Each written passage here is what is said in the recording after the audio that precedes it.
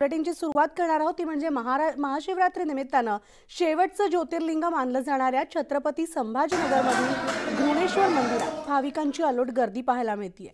रात्री 12 वाजल्यापासून भक्तांनी दर्शनासाठी या ठिकाणी गर्दी केली आहे। तर हर हर महादेवाचा जयघोष मंदिर परिसरामध्ये दुमदुमून गेल्याचं पाहायला मिळतंय।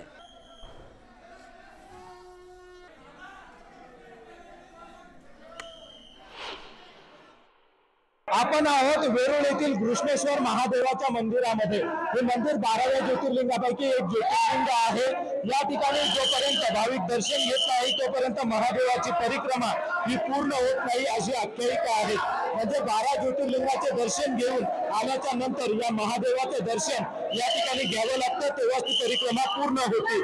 आपण जर बघितलं तर महाशिवरात्रीच्या निमित्त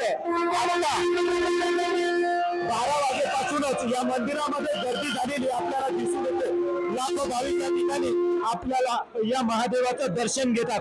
आपण महंतासोबत जाणून घेऊयात काय येथील महत्व आहे आणि या ज्योतिर्लिंगाचं कसं वैशिष्ट्य आहे।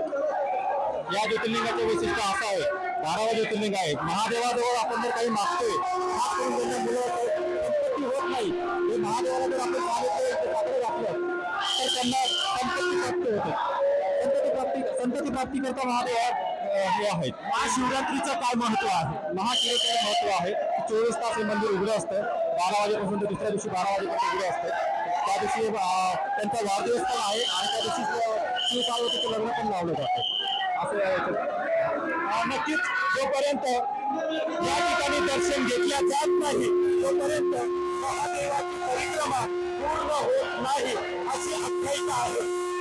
पुढील 2 दिवस हे मंदिर भाविकांसाठी दर्शनासाठी उघडे राहणार आहे। अविनाश कानडे, न्यूज 18 लोकमत, घृष्णेश्वर।